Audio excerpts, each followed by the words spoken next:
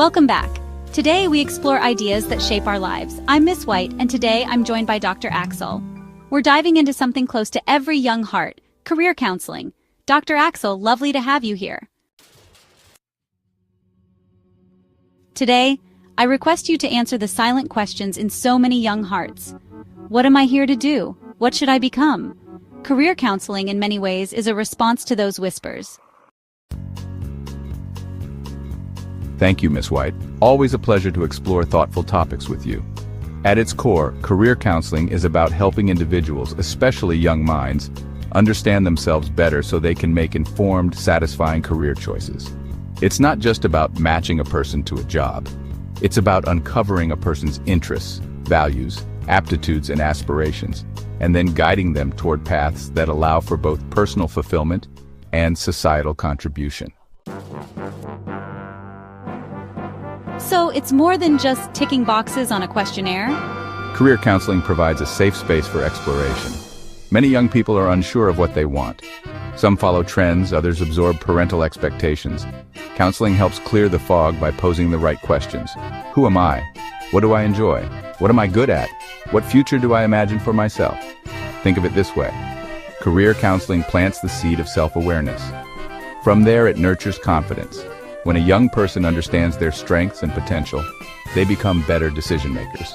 It also introduces them to real-world options, industries, roles, learning paths they may not have even heard of. And I suppose that exposure helps prevent misplaced ambitions or blind choices.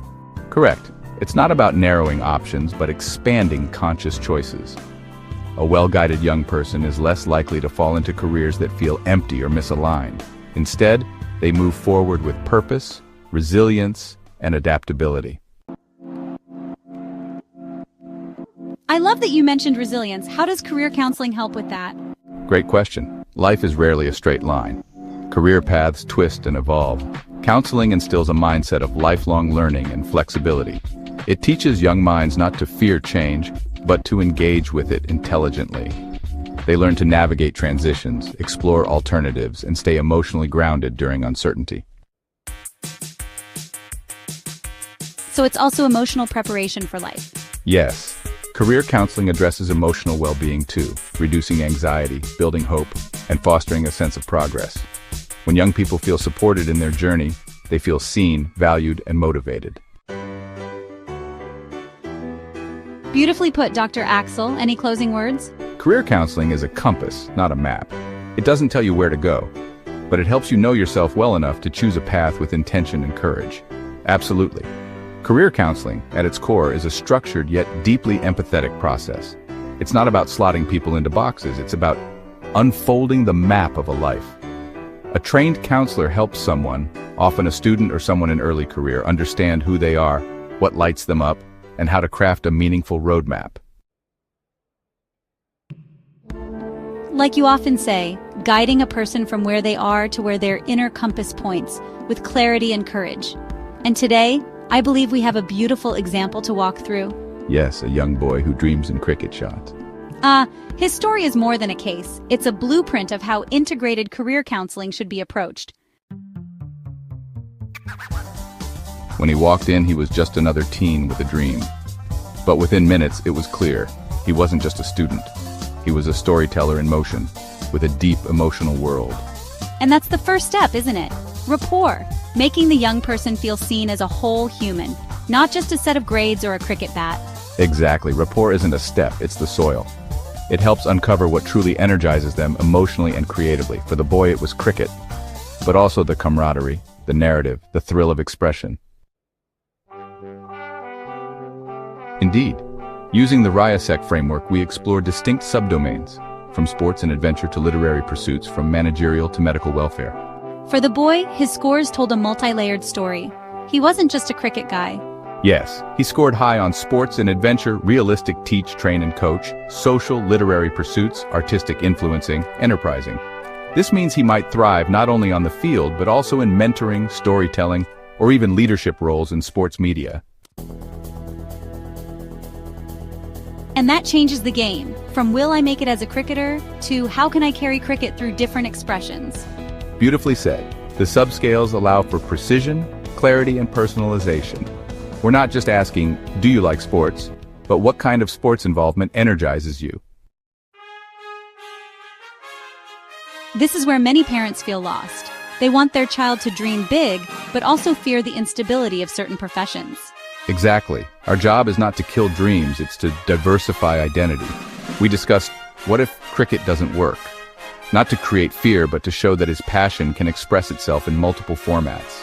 So, content creation, coaching, sports psychology, journalism. All valid, thriving career paths that preserve the essence of his dream. And that's another silent truth. Career decisions are family decisions. A good counselor empowers the parent with language, examples, and emotional grounding. The mother of the boy had tears in her eyes. She wanted to support him but didn't know how. Yes, we showed her how his skills translate into viable paths, and suddenly her fear turned into hope. She saw that it wasn't about pushing him away from cricket. It was about preparing the soil for whatever form that seed grows into. We often forget that two people with the same interests might still thrive in different environments. Which is why understanding Krish's personality spectrum mattered. Was he introverted or extroverted? Did he prefer structure or flexibility? Turns out he loved expressing himself but didn't like the spotlight too much.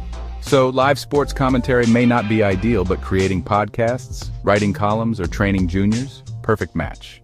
And this is where we reframe personality traits, not as boxes, but as dynamic lenses.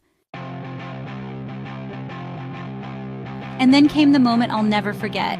The boy said he wanted to build an old-age home one day. Yes, that single line brought his spiritual and social motivations into the picture. Suddenly, he wasn't just a dreamer, he was someone thinking about legacy. This allowed us to tie his enterprising and social interests to something deeply meaningful. Exactly, the idea of legacy thinking early on gives depth. It tells the youth, you're not just preparing for a job, you're preparing for a life that matters. So to summarize, a model is powerful because it combines heart and head, passion and practicality, immediate clarity, and long-term adaptability. It builds emotional safety while respecting data and structure. It honors both dreams and duties. And when you map interests through subscales, personality traits, family dynamics, and long-term goals, you don't just counsel, you co-create a path. It's amazing how one conversation with a student can turn into a mirror for all of us. Career counseling, when done right, is not just guidance, it's transformation. And in this ever-changing world, giving young people the tools to reflect, choose, and adapt is the highest form of empowerment. So if you're listening out there, as a parent, teacher, counselor, or young seeker, remember, the path is not fixed, it's found. One honest conversation at a time. Until next time, keep listening to your inner compass.